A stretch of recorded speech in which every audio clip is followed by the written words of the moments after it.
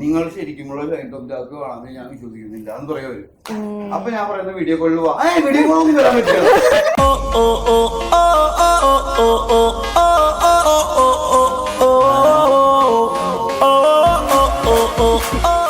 താൻ 5 മിനിറ്റ് മുന്നേ കണ്ടല്ലോ. യു ക്യാൻ ചോദിക്കൽ എവറിത്തിങ്. എനിക്കും അറിയാത്ത കാര്യങ്ങൾ എന്തൊക്കെയാണ്. പിന്നെ ഞാൻ ഇത്രയും കാലം ചോദിച്ചു.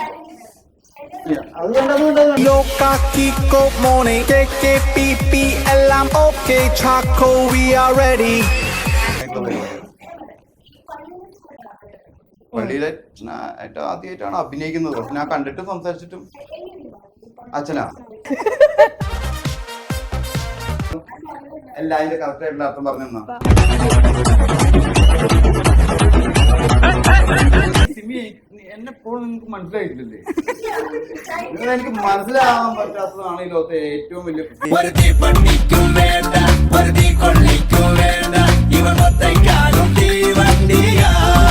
എപ്പോഴാണ് മാമോദീസ? ആദ്യ കുർബാന സമയത്താണോ മാമോദീസ? ജനിച്ചിട്ട് 30 ദിവസത്തിനുള്ളില്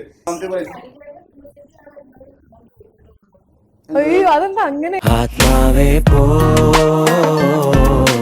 ഞാൻ വളരെയധികം പാപം ചെയ്യുന്ന ഒരു വ്യക്തിയാണ്, മനസ്സിലായില്ലേ? ഇല്ലെങ്കിൽ അത്യാവശ്യം പേടിയൊക്കെ ഉള്ളത്. പിന്നെ കട്ടലിന്റെ അടിയിലേക്ക് കാല് തൂക്കിയിട്ട് ഇരിക്കാറില്ല, മനസ്സിലായ? കട്ടലിന്റെ അടിയാ കാല് കട്ടിന്റെ മുകളിൽ ഇരിക്കുമ്പോ കാല് നിലത്തേക്ക് തന്നെ തൂക്കിയിടല്ല, മുകളിലേക്ക് എങ്ങനെ തൂക്കിയിടുക?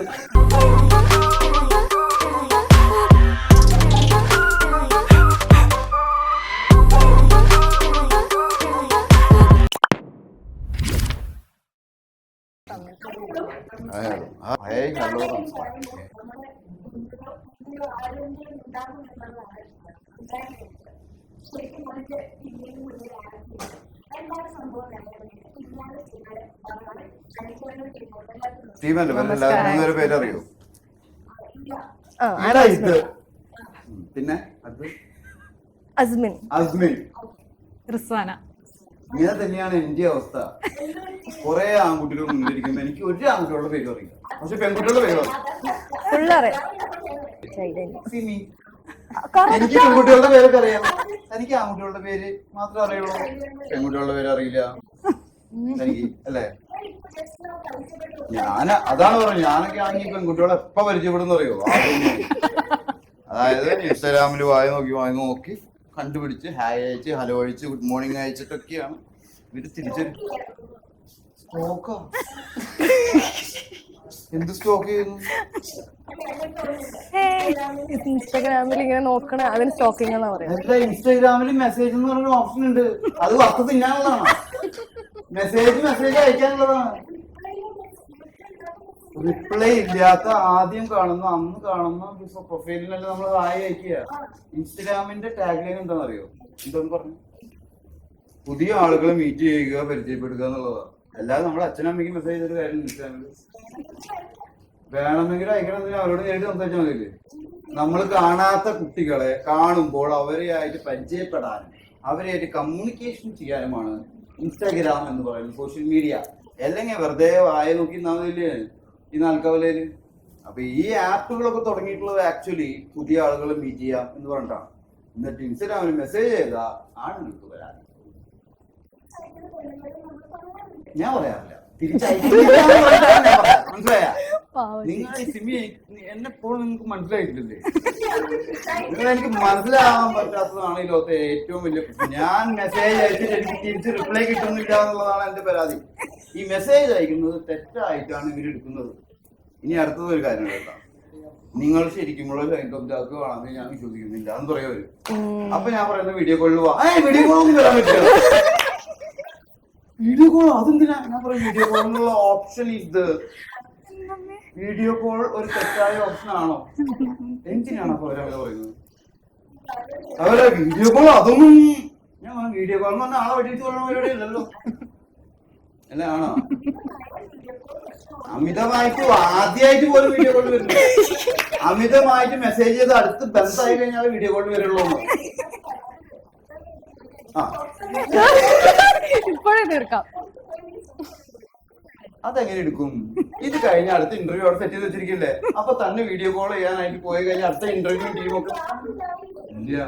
ഈ മറ്റേ കഴിഞ്ഞിട്ട് അപ്പൊ തന്നെ നമ്മൾ ഇങ്ങോട്ട് വന്നില്ലേ, ഒരു സിഗരറ്റ് വലിക്കാൻ പോലും നിങ്ങൾ തന്നെ വിട്ടാ. പിന്നെ നിങ്ങൾ എങ്ങനെ അടുത്ത ഇന്റർവ്യൂവിന് ഗ്യാപ്പ് ഉണ്ടാവും എന്ന് പറയണം? അത് വളരെ രസിച്ചാണ് സിമിയെ. നമ്മളെപ്പോഴും ഇന്റർവ്യൂവിൽ വന്നിട്ട് വഴക്കൂട്ടിട്ട് പോകാറുണ്ട്. പ്രാവശ്യം വഴക്കുണ്ടാകും. ഇല്ല, വഴക്കുണ്ടാക്കാമെന്നോ? അതെ. പിന്നെ എന്താണ് നിങ്ങൾ പിന്നാലെ കുറെ കാലമായിട്ട് നടക്കുന്നു തോന്നുന്നു? പറഞ്ഞോളൂ. ഇവരോടാണ് ചോദിക്കേണ്ടത്. ഞാൻ ഒരുപാട് സംസാരിച്ചത് എന്നെ പറ്റി അറിയാവുന്നതല്ലേ, ഇനി ഇവരെ പറ്റി അറിയാം. ഇവര് മൂന്നുപേരും പുതിയ ആളുകളല്ലേ. താൻ 5 മിനിറ്റ് മുന്നേ കണ്ടല്ലോ. യു ക്യാൻ ചോദിക്കൽ എവറിത്തിങ്. എനിക്കും അറിയാത്ത കാര്യങ്ങൾ എന്തൊക്കെയാണ്. പിന്നെ ഞാൻ ഇത്രയും കാലം ചോദിക്കും. അത് വേണ്ട, എനിക്ക് അവിടെ ഇരുന്ന് കഴിഞ്ഞാൽ ഒരു പിന്നാലെ ഒരു ആക്ച്വലി ഇവരെ പറ്റിയിട്ട് ആദ്യം ചോദിച്ചറിയാം. എനിക്ക് ഇവരെ കുറെ ഡീറ്റെയിൽസ് അറിയാനുണ്ട്. ഞാൻ വിശദമായിട്ട് വാട്സപ്പിൽ എഴുതി അയച്ചുതരാം. താൻ എഴുതി അയച്ചുതരും. അപ്പുറത്തിരിക്കുന്നവർ അങ്ങനെ ചെയ്യുന്ന ഉറപ്പുണ്ടോ? ഓക്കെ. ഏത് വിഷയം? Okay okay okay. ഇതാണ് പിന്നാലെ മനുഷ്യന്മാരുടെ അവസ്ഥ. പക്ഷെ നിങ്ങൾ മുന്നിൽ ഇരുന്നിട്ടല്ലേ ചോദിക്കണം. ഞാൻ ഈ ഷർട്ടൊക്കെ ഇട്ടിട്ട് എന്താന്ന് അറിയോ? ജാക്കറ്റൊക്കെ അഴിച്ചെന്തിനാന്ന് അറിയില്ലേ? എന്താ ചോദിക്കാമല്ല, അത് നമുക്ക് പറയാം. സിനിയുടെ ഫ്രണ്ടായ ജീന ഡിസൈൻ ചെയ്ത ഒരു ഷർട്ടാണ്. എന്താണ്? Coco by Jeena. അപ്പൊ പറയാനുണ്ട്. ഇത് ഇട്ട് വന്നിട്ട് ഞാൻ സിമി പറഞ്ഞു അടുത്ത ഇന്റർവ്യൂ ആണ് ഷർട്ട് ഇട്ടിട്ട് വരണം. ആ ഷർട്ട് ഇട്ട് വന്നപ്പോ വേറെ ഇന്റർവ്യൂ ഷർട്ട് ഇട്ടിട്ട് 2 മണിക്ക് പോയിട്ടാ. ഞാൻ എത്ര ഭക്ഷണം കഴിച്ചെന്ന് പറയൂ. ബ്രേക്ക്ഫാസ്റ്റ് കഴിച്ചത് പോയിട്ടാ. നിങ്ങൾ 2 മണിക്ക് കഴിച്ച ഭക്ഷണം ലഞ്ചല്ലേ? അപ്പൊ ഞാൻ എത്രയോ ബാക്കിലാണ്. ഷർട്ട് ഇട്ട് വരണ്ടേന്ന് പറഞ്ഞ ഷർട്ട് മാത്രമല്ലല്ലോ ഇട്ടിട്ട് വരണേ. അതിന്റെ ഇടയിൽ വേറെ എന്തൊക്കെ കാര്യങ്ങളുണ്ട് ഒരാൾക്ക്. ആദ്യം ഇട്ട ഷർട്ട് അഴിക്കണം, പിന്നെ കുളിക്കണം, പല്ല് തേക്കണം. ഇതൊന്നും ചെയ്യാതെയാണല്ലോ എന്നെ അവിടെ പിടിച്ചോടുന്നത്. എന്നിട്ട് ഡ്രസ് മാറി ഭക്ഷണം കഴിച്ച് എല്ലാവരും പറഞ്ഞ് സെറ്റ് ചെയ്തിട്ട് നിർത്തി ഇങ്ങോട്ട് വരണം. അപ്പൊ താൻ ഇല്ല. എന്നിട്ട് ഞാൻ ആ ജാക്കറ്റ് ഫുള്ള് ഇട്ടിട്ടാ 2 ഇന്റർവ്യൂ ആണ്. ഈ ഷർട്ട് ആദ്യം കാണിക്കാതിരിക്കാം. തന്നെ ഇന്റർവ്യൂ കാണിക്കണോ? ഷർട്ട് പിന്നെ പിന്നെ ഇങ്ങനെ കാണും. മോശമായി പോയി. അതെ അതെ. എല്ലാ അച്ഛനായിട്ട് അഭിനയിക്കും.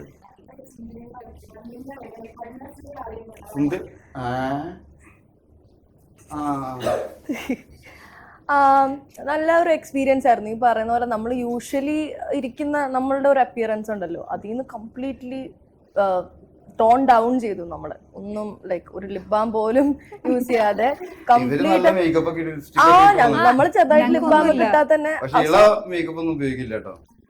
അപ്പൊ അവിടെ നമ്മള് ഉള്ള സമയത്ത് മൊത്തം ആണെങ്കിലും ആ കന്യാസ്ത്രീകളുടെ ലൈഫ് എന്താണോ അതുപോലെ നമുക്ക് എക്സ്പീരിയൻസ് ചെയ്യാൻ പറ്റിയ ആ ഒരു 30 days. അതാണ് ഇതിന് ഏറ്റവും വലിയ ടേക്ക് ഹോം. പിന്നെ വീട്ടിൽ കൊണ്ടുപോകാൻ പറ്റിയ കാര്യം.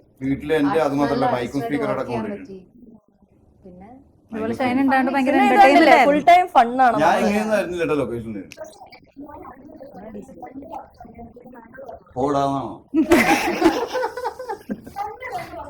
നല്ല രണ്ട് വർത്താനം പറ. നല്ല 2 വർത്താനം പറ. ഇതാണ് 2 വാക്കിൽ പറയുന്നത്. പങ്ക്ച്വൽ ഫുൾ ടൈം അവിടെ ഉണ്ടല്ലോ. രാവിലെ തൊട്ട് നമ്മൾ അവിടെ ഇരിക്കണത് അവിടെയാ. 30 ദിവസം നമ്മളെല്ലാരും ഒരേ ബിൽഡിങ്ങിൽ ഒരേ ചാപ്പലിൽ പോണു, ഒരേ സ്ഥലത്ത് ഷൂട്ട് ചെയ്യണു. പിന്നെ അതിന്റെ സൈഡിൽ തന്നെ ഒരു മഴ ഉണ്ടായിരുന്നു. ചിലര് മാത്രം പുറത്തു പോകും, ഇങ്ങോട്ട് സമയത്ത് വരും. അല്ല, നമ്മൾ ആശ്രമത്തിലൊക്കെ താമസിക്കുമ്പോ അതിനൊരു ചിട്ടയും വട്ടമൊക്കെ ഉണ്ടാവും. പക്ഷെ നമ്മൾക്ക് അങ്ങനെ ചെയ്യാൻ പറ്റില്ലല്ലോ. ആ ചിട്ടയും വട്ടത്തിലും അങ്ങനെ നമ്മൾ പുറത്തു പോയി വരുമ്പോ ഇതൊക്കെ അടച്ചിട്ടുണ്ടാവും. എന്നിട്ട് ആരെങ്കിലും വിളിച്ച് ജയിലൊക്കെ അല്ല ഡോറൊക്കെ ചാടി തുറന്ന. ഭയങ്കര എക്സ്പീരിയൻസ്, ഭയങ്കര ഫൺ എക്സ്പീരിയൻസ്. എന്നാൽ എന്ത് ധൈര്യം ഉണ്ടായിരുന്നു നോക്കി. എനിക്ക് പോലും ഈ ധൈര്യം ചെറുപ്പത്തിലുണ്ടായിട്ടില്ല.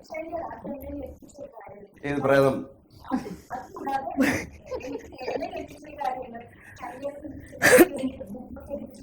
വേണ്ടിയല്ല കുമ്പസാരിച്ചത്. ഞാൻ കുർബാന കേൾക്കുള്ള പാട്ടിന് വേണ്ടിയിട്ടാണ് കുമ്പസാരിച്ചത്. സിനിമയ്ക്ക് വേണ്ടിയാണ് കുമ്പസാരിച്ചത്. ഞാൻ ആകെ 5 വർഷമായിരുന്നു കുർബാന സ്വീകരണം കഴിഞ്ഞിട്ടുണ്ട്. ഇങ്ങനെ 6 വർഷമായി കുമ്പസാരിക്കുന്നു. മാമോദീസ മുക്കുമ്പോഴാണ് ഒരാൾ കുമ്പസാരിക്കണത്. അതിങ്ങനെ വളർന്നു കിടന്ന് കൊച്ചായിരിക്കണ പറയാൻ പറ്റുന്ന സമയത്ത് ഈ മാമോദീസ എന്ന് പറഞ്ഞാൽ ജനിച്ചിട്ട് 30-ാമത്തെ ദിവസത്തിനുള്ളിൽ ചെയ്യുന്ന ഒരു സംഭവമാണ്. ആ സമയത്ത് എങ്ങനെ ഒരാൾ കുമ്പസാരിക്കുക? അതാണ് പറഞ്ഞ തെറ്റിദ്ധാരണ, തെറ്റുകളൊക്കെ തിരുത്താൻ വേണ്ടിട്ടാണല്ലോ ഞാൻ വന്നിട്ടുള്ളത്. അപ്പൊ എപ്പോഴാണ് മാമോദീസ?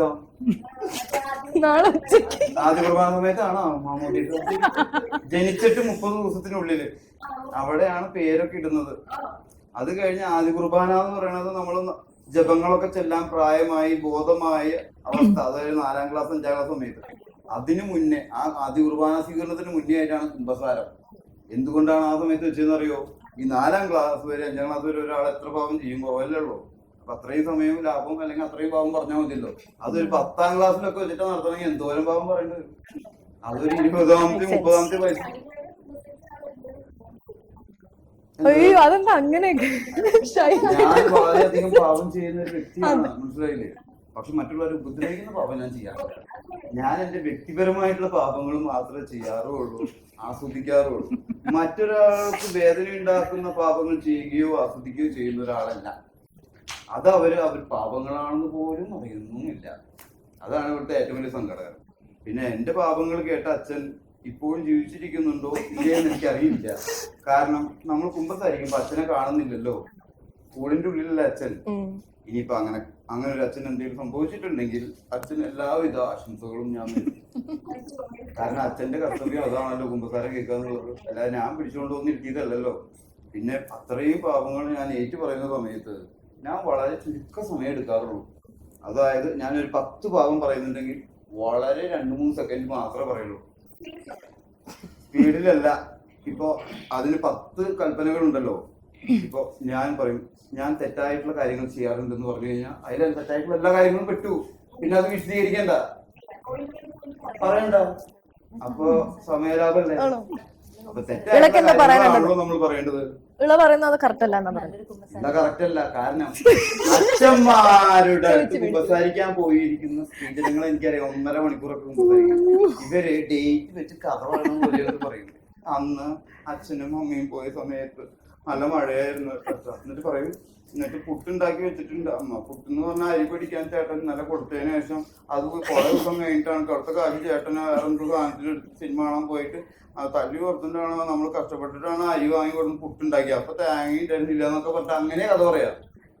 അതാണ് നമ്മൾ തെറ്റാണ്. അല്ല, എല്ലാം കൂടെ ഒറ്റ പാപമായിട്ട് ഞാൻ തെറ്റുകൾ ചെയ്തു എന്ന് പറയുന്നതാണ് തെറ്റ്. അത് ആർക്ക് തെറ്റ്? ഞാൻ പറഞ്ഞു തരില്ല. ഇപ്പൊ അയാൾ ഞാൻ നിക്കാറില്ല, 8 വർഷമായിട്ട് കുമ്പസാരിച്ചിട്ടില്ല പറഞ്ഞില്ലേ. മുട്ടുകുത്തിയിട്ടൊന്ന് കുമ്പസാരിക്കുക എന്നിട്ടല്ല. അമ്പലത്തിൽ കുമ്പസാരില്ല, അതുകൊണ്ട് ഓ 8 പറയണ്ട. 8 പറയണ്ടാത്തവർക്ക് പാപം ചെയ്യാം. പക്ഷെ അത് പുറത്ത് പറയരുത് മാത്രം. പുറത്ത് പറഞ്ഞാലല്ലേ ആൾക്കാരെ അറിയുള്ളൂ. ഞാൻ പറയാറില്ല, അതുകൊണ്ടല്ല കുമ്പസാരിക്കുന്നത്. പക്ഷെ അത് ഒരാളുടെ അടുത്ത് പറയുന്നതല്ലേ, അത് പുറത്തു പോകാൻ ചാൻസ് ഉണ്ടോ? അങ്ങനെ പോകും. അപ്പൊ നിങ്ങൾ ഒരാളുടെ അടുത്തെങ്കിലും പറയാനുള്ള ധൈര്യം ഉണ്ടോ? ആരെഴുതാ? അങ്ങനെ ഒരു ഫ്രണ്ട് കിട്ടും ഒരാൾക്ക്. ഒരാളുടെ പേര് പറഞ്ഞ പേരാണ് പറഞ്ഞു. അനുവാ? എനിക്കറിയില്ല അനുവിനെ. അനുവിനെ അറിയാണെങ്കിൽ ഞാൻ വിളിച്ചു ചോദിക്കപ്പോ എന്താണ് താൻ പറഞ്ഞ പാപം? അനു ഫുൾ നെയിം പറഞ്ഞു. അനുമോൻ കൊണ്ട് എത്ര കൊണ്ടോന്ന് പറയൂ? എന്റെ പുറമെ എന്റെ ഫ്രണ്ടാണോ? എന്നെ ഫോളോ ചെയ്യുന്നുണ്ടോ? സംസാരിച്ചിട്ടുണ്ടെന്ന് പറഞ്ഞാൽ എന്തോരം ആൾക്കാർ സംസാരിക്കുന്നുണ്ട്.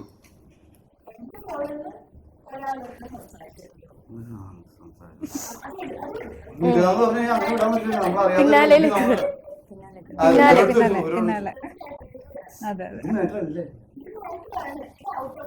ഔട്ട് ഓഫ് മാറ്റർ എന്ന് പറഞ്ഞു കഴിഞ്ഞാൽ നമ്മളൊരു കാര്യം സംസാരിച്ചിട്ടാണോ ഇതിലേക്ക് എത്തിയത്. അതുകൊണ്ട് അങ്ങനെ എത്തുന്നതാണ്. അല്ലാതെ ഭയങ്കര സീരിയസ് ആയിട്ട് നമ്മളൊരു പടത്തിനെ കുറിച്ച് സംസാരിച്ച് എത്ര നേരം ഇരിക്കും? അത് ഭയങ്കര ബോറിംഗ് ആയിട്ടുള്ള പരിപാടിയാണ്. പള്ളിയിലെ ആദ്യമായിട്ടാണ് അഭിനയിക്കുന്നത്. പക്ഷെ ഞാൻ കണ്ടിട്ടും സംസാരിച്ചിട്ടും അച്ഛനാണ്. ആക്ച്വലി ഇത് പള്ളി ഇടവകയിൽ വർക്ക് ചെയ്യുന്ന ഒരു അച്ഛന്റെ ക്യാരക്ടർ അല്ല. ഇയാളൊരു ഫ്രീലാൻസ് അച്ഛന്മാരുണ്ട്, അതായത് സഭകളില് നിങ്ങളൊരു സ്ഥാപനത്തിന്റെ ഉടമയാണ്, അതും ഒരു മാധ്യമ പ്രവർത്തകയാണ്, ഇത്രയും കാലം മാധ്യമ രംഗത്ത് വർക്ക് ചെയ്ത ആളാണ്. ഫ്രീലാൻസ് ആയിട്ട് വർക്ക് ചെയ്യാന്ന് പറഞ്ഞാൽ ഫ്രീ ആയിട്ട് വർക്ക് ചെയ്യാണോ അർത്ഥം? ആണോ അർത്ഥം?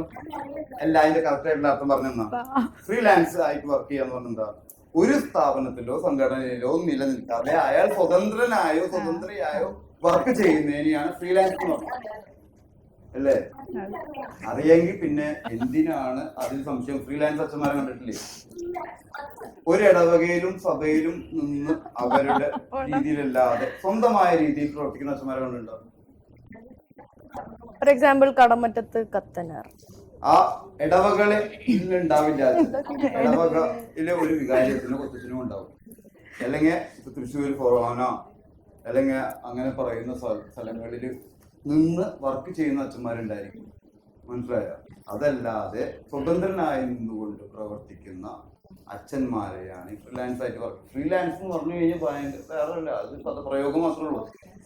പിന്നെ അച്ഛന്മാര് ഫ്രീ ആയിട്ട് വർക്ക് ചെയ്യുകയാണോ വർക്ക് ചെയ്യാത്തതാണോ എന്ന് എനിക്കറിയില്ല. എന്തായാലും സിസ്റ്റേഴ്സ് ഫ്രീ ആയിട്ടാണ് അവരുടെ ജീവിതത്തിൽ വർക്ക് ചെയ്യുന്നത്. കാരണം അവരിപ്പോ ഒരു കോളേജിൽ പഠിപ്പിക്കുകയാണെങ്കിലും സ്കൂളിൽ പഠിപ്പിക്കുകയാണെങ്കിലും അവർക്ക് ശമ്പളം കിട്ടുമ്പോൾ അത് ആ സഭയിലേക്കേ പോകുള്ളൂ, അവർക്ക് ചെറിയൊരു പോക്കറ്റ് മണി കിട്ടും. പക്ഷെ അച്ഛന്മാർക്ക് പള്ളിയിൽ വർക്ക് ചെയ്യുമ്പോഴും ഓരോ കൂതാശകളിൽ പങ്കെടുക്കുമ്പോഴും അതിന് നിശ്ചിതം ആയ സഭ തീരുമാനിച്ചിട്ടുള്ള എമൗണ്ട് കിട്ടും. അപ്പോൾ അച്ഛന്മാരിൽ അതും അത്ര വലിയ എമൗണ്ട് ഒന്നും അല്ല കേട്ടോ. അപ്പൊ അങ്ങനെ സ്വതന്ത്രനായി നിന്നുകൊണ്ട് വർക്ക് ചെയ്യാന്ന് പറഞ്ഞു കഴിഞ്ഞാൽ ഈ എക്സോസിസം ചെയ്യുന്ന അച്ഛന്മാരെ അല്ലെങ്കിൽ ചില ധ്യാനങ്ങളൊക്കെ കണ്ടക്ട് ചെയ്യുന്ന അച്ഛന്മാരൊക്കെ ഇങ്ങനെ സ്വതന്ത്രമായി നിന്നുകൊണ്ട് ജനങ്ങളുടെ സമൂഹത്തിന്റെ ഇടയിൽ പ്രവർത്തിക്കുന്ന അച്ഛന്മാരാണ്. അപ്പൊ അങ്ങനെ ഒരു അച്ഛനാണ് ഇതിലെ ഫാദർ റിച്ചാർഡ് എന്ന് പറയുന്ന അച്ഛൻ. ഈ സ്വതന്ത്രനായതുകൊണ്ടും അയാൾക്ക് സ്വതന്ത്രമായ ഒരു ചിന്താഗതിയുണ്ട്. ഏറ്റവും ആദ്യം സ്വാതന്ത്ര്യം വേണ്ടത് നമ്മുടെ ചിന്തയിലാണ്. അല്ലെങ്കിൽ നമ്മളൊരു ഇൻസ്റ്റിറ്റ്യൂഷന്റെ ഭാഗമായി നിന്നുകൊണ്ട് സംസാരിക്കണം. കുറെ കാര്യങ്ങൾ സംസാരിക്കാൻ പറ്റില്ല, കുറെ ആളുകളുമായിട്ട് കമ്മ്യൂണിക്കേറ്റ് ചെയ്യാൻ പറ്റില്ല. പക്ഷെ അങ്ങനത്തെ യാതൊരു പ്രശ്നങ്ങളൊന്നും ഇല്ലാത്ത ഒരു ക്യാരക്ടറാണ് ഈ റിച്ചാർഡ് അച്ഛൻ. ഇപ്പൊ ഫ്രീലാൻസ് ആയിട്ട് വർക്ക് ചെയ്യുക എന്ന് പറഞ്ഞു കഴിഞ്ഞാൽ എന്താണെന്ന് കുറച്ച് ധാരണ കിട്ടിയോ? ഇനി ഫ്രീലാൻസ് ആയിട്ട് വർക്ക് ചെയ്യാൻ താല്പര്യമുണ്ടോ? ഇല്ല. നിങ്ങൾ ഇപ്പോൾ ഒരു സ്ഥാപനത്തിന്റെ ഉടമയാണ്. എന്തായാലും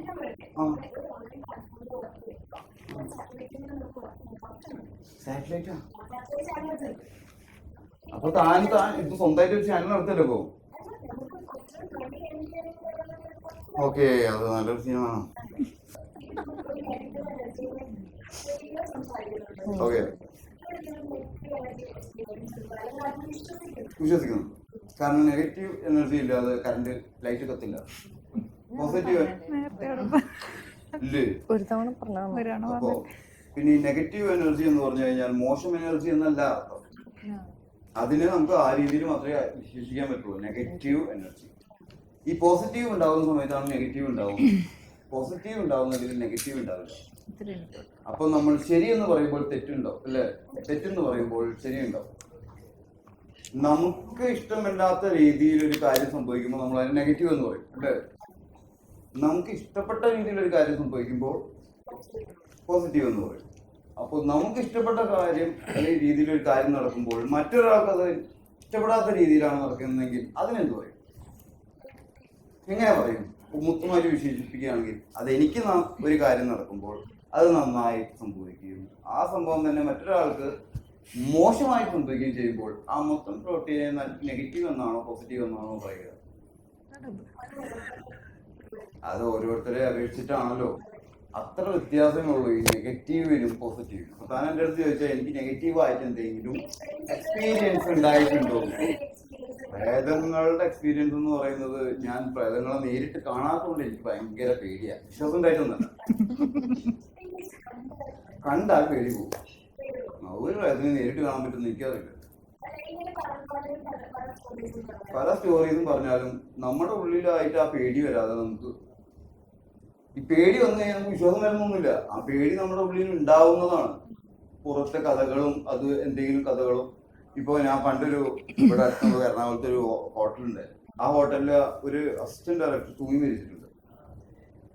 ഞാൻ അതിനു മുന്നേ ആ ഹോട്ടലിൽ താമസിച്ചതാണ് ഒരുപാട് തവണ. പക്ഷെ ഈ വാർത്ത കേട്ടിട്ട് ഞാൻ വന്ന് താമസിക്കുന്നത് അടുത്ത ആഴ്ച ആ ഹോട്ടലില് ഞാൻ റൂമിൽ കയറി ചെക്ക് ഇൻ ചെയ്തപ്പോൾ തന്നെ എനിക്ക് പ്രയത്നമൊന്നും വിശ്വാസമില്ല. വെറുതെ ഇങ്ങനെ ഒരു കുളിരി ഇങ്ങനെ കയറുള്ളൂ. അപ്പൊ എനിക്കറിയാം ഞാൻ മുന്നേ ഒരുപാട് തവണ പേടിക്കപ്പെട്ടിട്ടുള്ള ഒരു വ്യക്തിയാണ് ഈ പ്രേതപടം കണ്ടിട്ട്. അത് പ്രേതപടം കാണുമ്പോഴും പിന്നെ ഒന്നും പേടിക്കില്ല. പിന്നെ ഒറ്റയ്ക്കാവുന്ന സാഹചര്യങ്ങളുണ്ടല്ലോ ജീവിതത്തിൽ. ആ സമയത്ത് നമുക്ക് ഒരു ആൺകുട്ടി ആയതുകൊണ്ട് പേടിന്ന് പുറത്ത് പറയാൻ പാടില്ല. പിന്നെ വിളിച്ച് കരയാനൊന്നും പറ്റില്ലല്ലോ. ഇത്രയും പ്രായമായില്ലോ, 40 വയസ്സായി. ഞാൻ പെട്ടെന്ന് എന്താണെന്ന് വെച്ച് കഴിഞ്ഞാൽ ഓടി മസിലിന്റെ അവിടേക്ക് ചേർന്നു, വോളിന്റെ അവിടേക്ക്. കാരണം ഈ ഭയം എപ്പോഴും വരുന്നത് ബാക്കിൽ കൂടിയാണ്. എന്നിട്ട് ഞാൻ എന്ത് ചെയ്തു, ഇത്രയും വലിയ അത്യാവശ്യം വലിയ റൂമാണ്, മെല്ലെ ചമ്മനക്കോട്ട് നടന്ന് ആ ഡോറിന്റെ അവിടെ ഡോർ പെട്ടെന്ന് തുറന്നിട്ട് കോറിഡോറിലേക്ക് ചാടി. കോറിഡോറിലേക്ക് കടന്നപ്പോ കോറിഡോറിൽ ഒരു വ്യക്തി ഇല്ല. നോക്കുമ്പോ അത് 7-ാമത്തെ നിലയാണ്. ഞാൻ ലിഫ്റ്റിന്റെ അവിടെ കയറി ലിഫ്റ്റ് കയറാൻ നിന്നപ്പോ എനിക്ക് തോന്നി ഈ ലിഫ്റ്റ് എങ്ങാനും ഇടയിൽ നിന്ന് പോയാലോ. പ്രേതം നമ്മൾ അറ്റാക്ക് ചെയ്യാനായിട്ടാണല്ലോ വരിക. അത് വിചാരിച്ച് ഞാൻ സ്റ്റെപ്സ് ഇറങ്ങി. ലിഫ്റ്റ് കയറിയ കൂടുതൽ കുറച്ചും കൂടി പേടി കൂടാൻ ചെന്നുള്ളൂ. ഞാൻ ഇവിടുന്ന് ഓരോ നില ഇറങ്ങുമ്പോഴും കോറിഡോറിലൊന്നും ഒരു ഒറ്റ വ്യക്തിയില്ല. അത് കഴിഞ്ഞ് താഴത്തെ നിലയിൽ എത്തിയപ്പോ ലോബിയായി. ലോബിയിൽ ഒരു ഒറ്റ വ്യക്തിയില്ല. ഞാൻ അങ്ങനെ ലോബിയിൽ നിന്ന് പുറത്തു കിടന്നപ്പോ ആ ഹോട്ടലിന്റെ ചുറ്റും ഒരു വ്യക്തി എന്ന് പറഞ്ഞ ഒരാളില്ല. ഞാൻ നേരെ ഹൈവേയിലേക്ക് ഓടി കയറി. അവിടെ കയറി അടുത്തുള്ള കടയിൽ കയറി കുറച്ച് നേരം ഇരുന്നു. കഴിഞ്ഞ് തിരിച്ചു വന്നപ്പോ അവിടെ റിസപ്ഷനിലും ആളുണ്ട്, കോറിഡോറിലും ആൾക്കാരുണ്ട്, പല റൂമുകളിലും ആൾക്കാരുണ്ട്.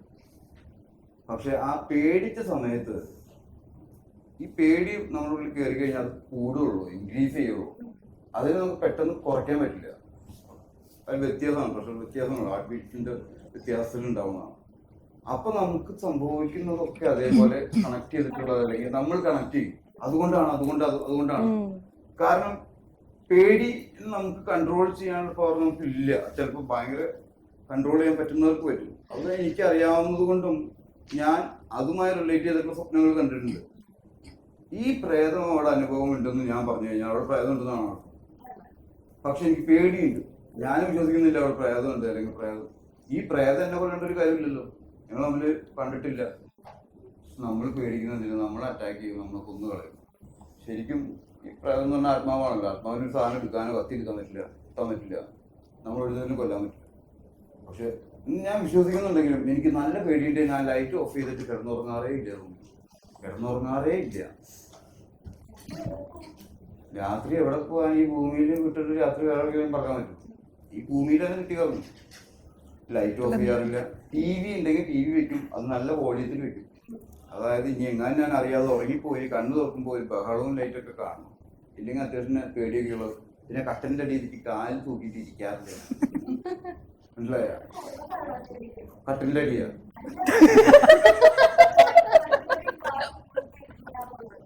കട്ടിന്റെ മുകളിൽ ഇരിക്കുമ്പോ കാല് നിലത്തേക്ക് തൂക്കിയിട്ടല്ല, മുകളിലേക്ക് ഇങ്ങനെ തൂക്കിയിട്ട്. മുകളിലേക്ക് തൂക്കിയിട്ടിരിക്കുന്ന ആളെ കണ്ടാൽ ഞാൻ അപ്പൊ പേടിക്കും. കാരണം അത് പറയാ. ഞാൻ പേടിച്ചിട്ട് ഈ കട്ടിലിന്റെ അടിയിലേക്ക് എന്തിനാ കാല് തൂക്കിയിട്ടാന്നിരിക്കണെന്ന് അറിയോ? ഈ കട്ടിലിന്റെ അടിയിൽ വലിയൊരു ഗ്യാപ്പാണ്. ഇതിന്റെ അടിയിൽ നിന്നെങ്കിൽ കാലൊക്കെ പിടിച്ചാണ് ഒന്ന് ആലോചിച്ച് നോക്കിയേ. ഇനി ഒന്നും വേണ്ട, വെറുതെ എന്തെങ്കിലും ഒന്ന് അല്ലെങ്കിൽ ആ ക്ലോത്ത് തന്നെ തട്ടിയാൽ മതി. ഞാൻ പേടിക്കും. ഞാൻ ഇതൊന്നും പേടിയുള്ള ഒരാളൊന്നും അല്ല കേട്ടോ. ഒറ്റയ്ക്ക് ജീവിക്കുന്ന ഒരാളാ, ഒറ്റയ്ക്ക് പുറത്തിറങ്ങി നടക്കുന്ന ആളാ. പക്ഷെ ഇങ്ങനത്തെ സ്ഥലങ്ങള്, പിന്നെ വാഷ് ബേസിന്റെ ഹോള്, ബാത്ത് ടബിന്റെ ഹോൾസ്, പൂളില് വെള്ളം അടിയിലുള്ള ഇങ്ങനത്തെ ഹോൾസ് ഉണ്ടാവില്ലേ, ഇതൊക്കെ എനിക്ക് പേടിയുണ്ടാക്കുന്ന സ്ഥലങ്ങളാണ്. പിന്നെ ബെഡ്റൂമിൽ നിന്ന് ബാത്റൂമിന്റെ ഇടയിലുള്ള എഡ റൂം എന്ന് പറയും. അധികം ലൈറ്റ് ഇല്ലാത്ത, അതായത് ജനലില്ലാത്ത റൂം. ഇവിടെയൊക്കെ അറ്റാക്ക് ചെയ്യപ്പെടാം, അല്ലെങ്കിൽ ആത്മാവ് നമ്മള് പേടിപ്പിക്കാം, അല്ലെങ്കിൽ ചെറുതായിട്ടുള്ള എന്തെങ്കിലും അനക്കങ്ങൾ നമ്മൾ പേടിപ്പിക്കാം എന്നുള്ളത് പേടിച്ചിട്ടുള്ള വ്യക്തിയുമാണ് ഞാൻ.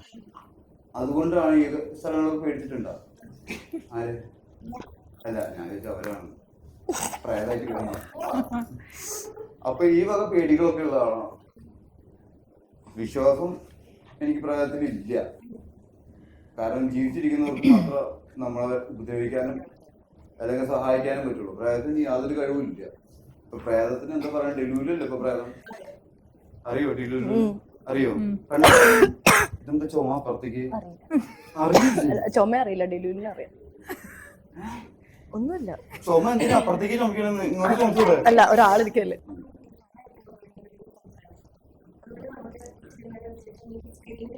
എവിടെ സ്ക്രീനില് റിലീസ് ആണോ ദിവസം തന്നെ കാണുമോ?